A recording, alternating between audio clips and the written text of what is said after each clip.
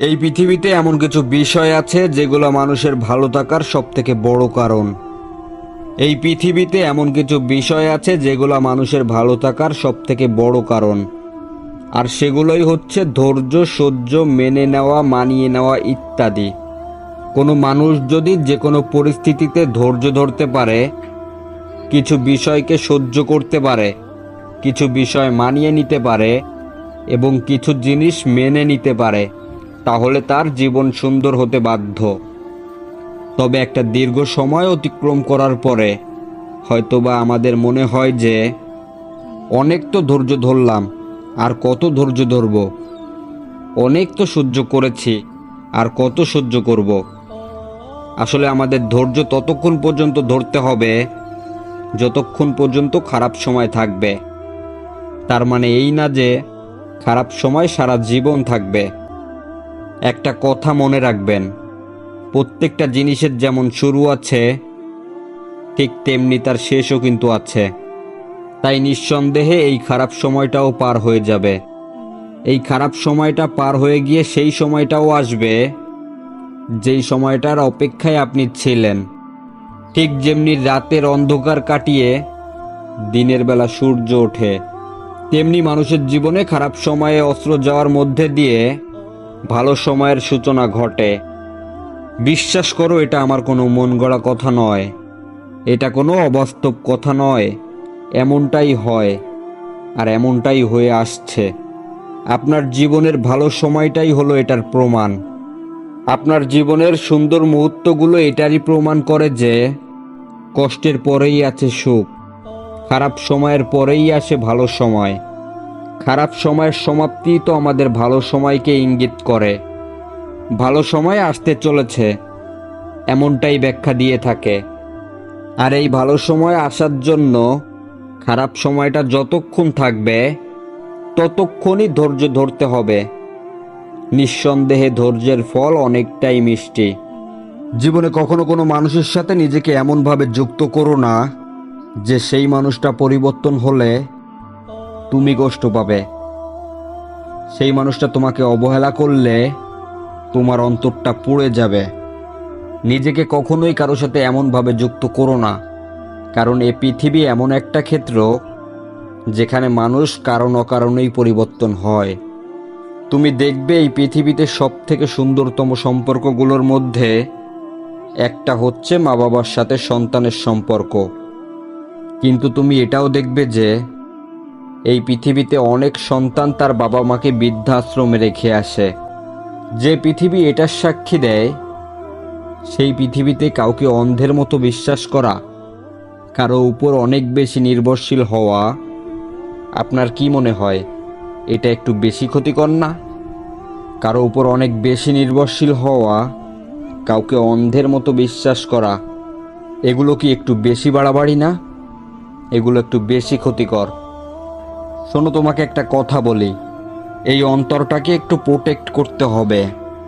মিথ্যা জিনিসগুলো থেকে একটু দূরে থাকতে হবে, ধোঁকা থেকে একটু দূরে থাকতে হবে, বিশ্বাসঘাতকের কাছ থেকে নিজেকে দূরে রাখতে হবে। তাহলে দেখবেন আপনার জীবনের দুঃখ কষ্টের মাত্রা অনেকটাই কমে যাবে।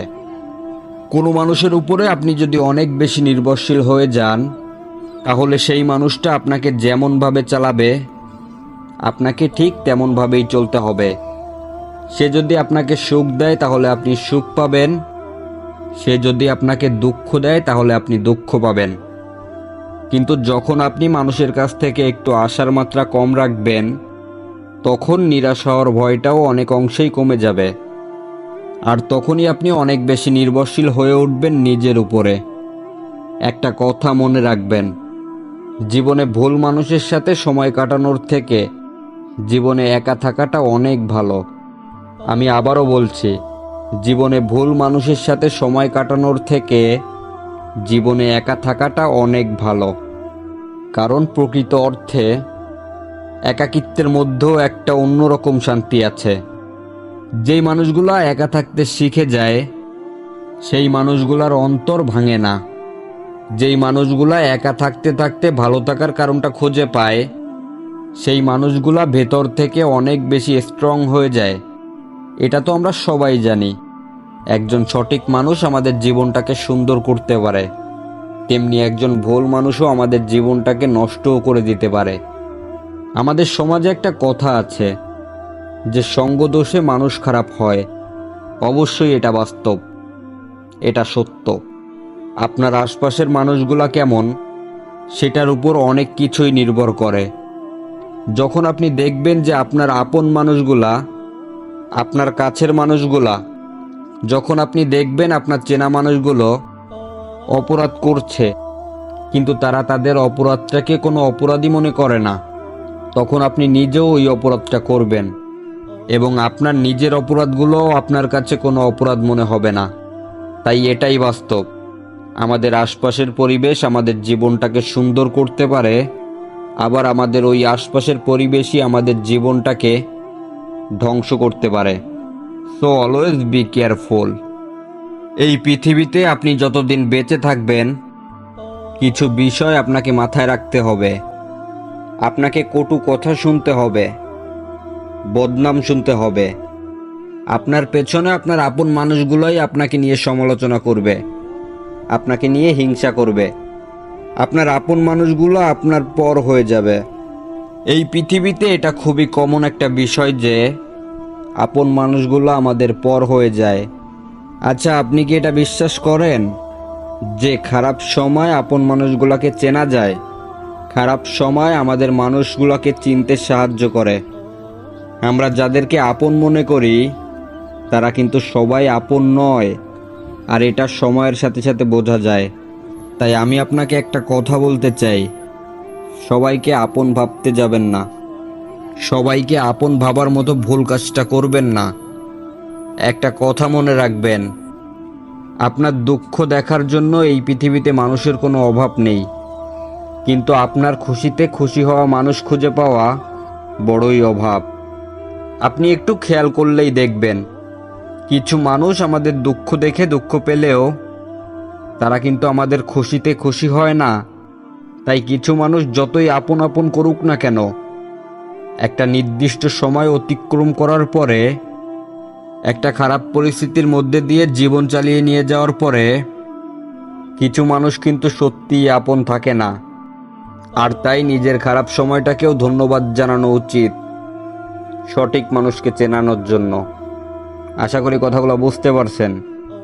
আর যদি না বুঝে থাকেন তাহলে আবার শুনতে পারেন। তো এখনকার মতো বিদায় নিচ্ছি, দেখা হবে পরবর্তী কোনো ভিডিওতে। নিজে ভালো থাকবেন, আশপাশের মানুষগুলোকে ভালো রাখবেন। এতক্ষণ আমি আপনাদের সাথে ছিলাম এমআর আরিফ ব্রো। আসসালামু আলাইকুম ওয়া রাহমাতুল্লাহি ওয়া বারাকাতুহু।